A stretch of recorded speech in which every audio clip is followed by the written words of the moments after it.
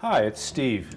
Today we're going to show you how to change the impeller and seal kit on your dishwasher, and it's a really easy job.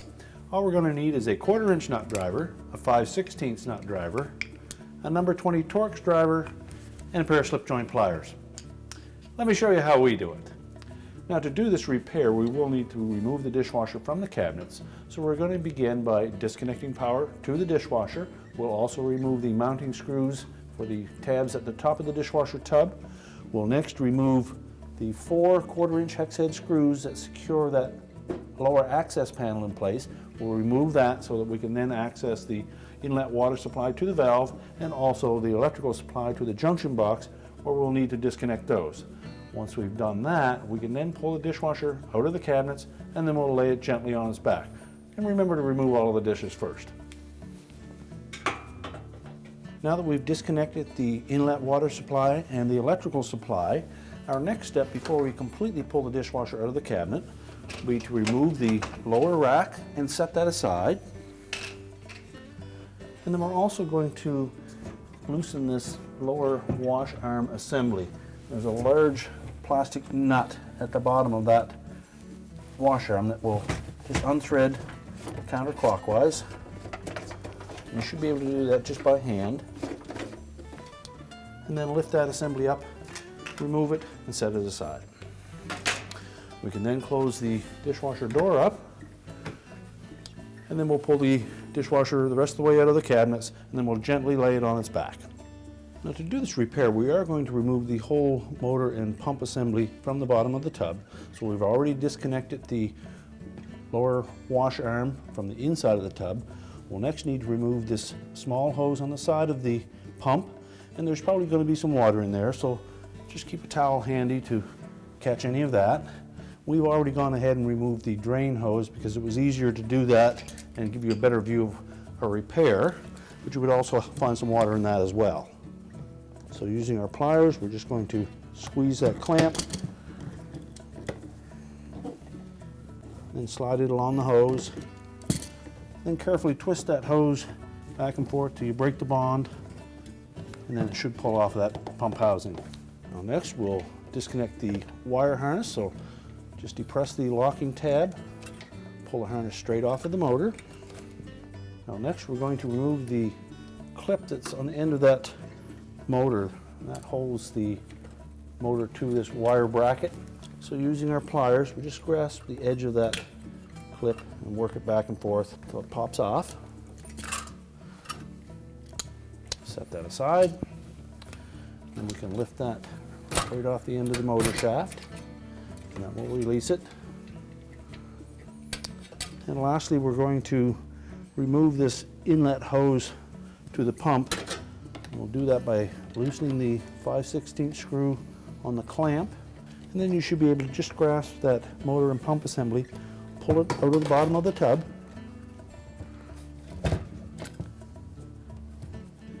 and then lift up on it to pull it out of that hose. Now we can then take the motor and pump assembly and we'll set it on a suitable work surface where we can change the impeller. Now, with the complete pump assembly out on a suitable work surface, we'll start by taking this inlet filter arrangement off of the pump. It just threads into the pump body, and then you can just pull that out and set it aside. At this point, you'll see the old impeller, and it may be in one piece or it may be broken away. Well, sometimes you can actually grasp the end of this impeller with your pliers and pull it straight off of the motor shaft. In other cases, it may be on there very tight, and you could conceivably drill the end of that out, and that will allow you to hit the motor shaft right below that. At that point, you would have to remove the screws that secure the motor to the pump body, and then using a drift, just knock that motor and shaft right out through the back. But we'll try this one first and see if it's going to come off.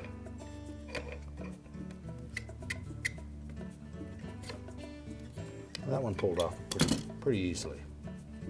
We'll discard the old impeller. You'll also see the seal assembly sitting on the bottom there. So next, to remove that, we're going to turn the whole assembly around, and then we'll remove these 3 number 20 Torx screws to secure the motor assembly to the pump assembly.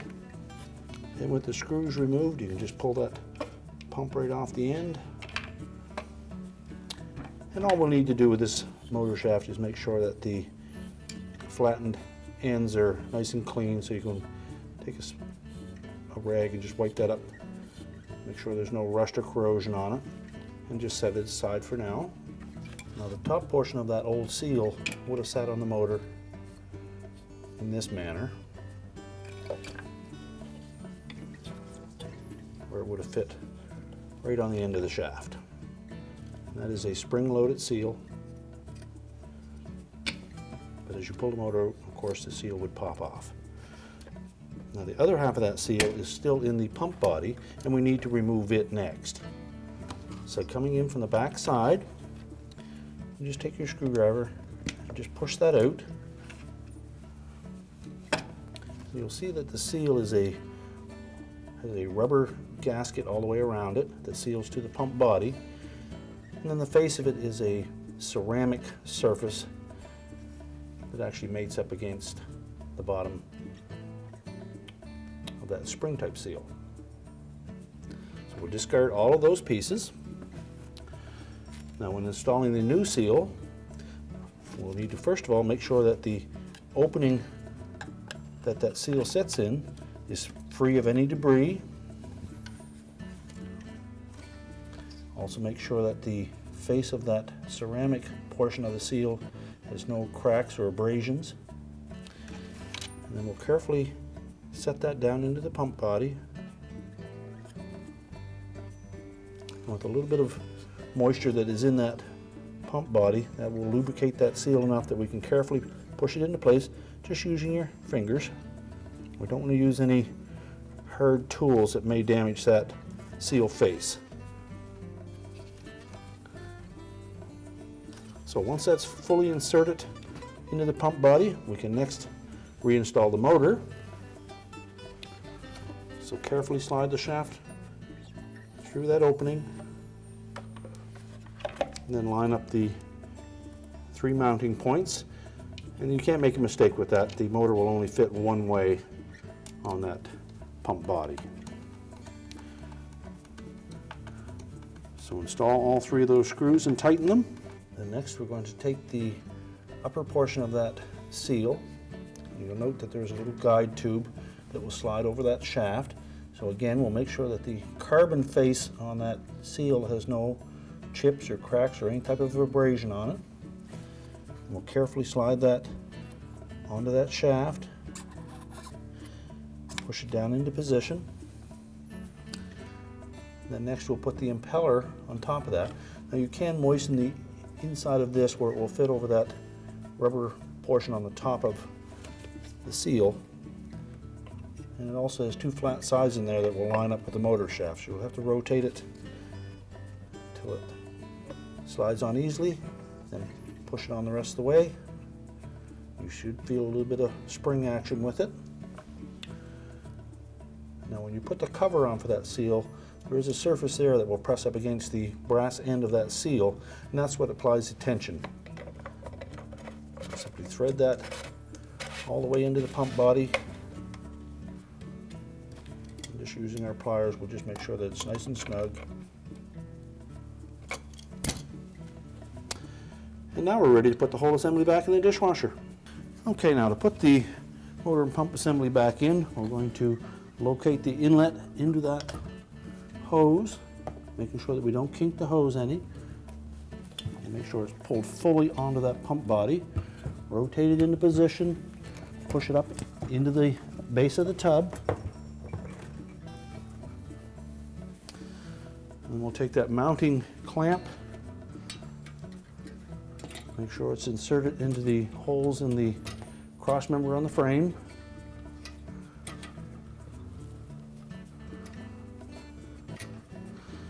And then set that rubber bushing over the center of that motor shaft extension. We'll take the spring clip and reinstall that. And just friction fit that, press it down into place, and it'll stay there. We'll reconnect the wire harness, making sure that the locking tab engages. And we'll tighten the clamp on that inlet hose and just make sure that there are no kinks or ripples in that inlet hose that may create a leak. Next, we install the smaller hose on the side. Make sure it's fully inserted. And using our pliers, we'll slide that spring clamp into position. And now we're all set to stand the dishwasher back up into position, push it into the cabinets, and reconnect our utilities.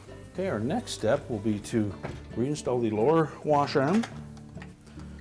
So just make sure that this plastic ring stayed in place. That sits right on top of that rubber gasket. And we'll set the wash arm down into the pump. Tighten it with your hands. And make sure that it has a nice snug fit though. Next, we'll put the lower dish rack in. Now our next step will be to push the dishwasher back into the cabinets, resecure the top tabs, as well as reconnect the inlet water supply and the electrical supply.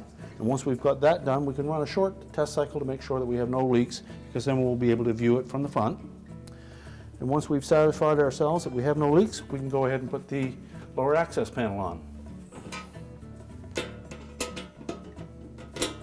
And now that we have the lower access panel reinstalled, our repair is complete.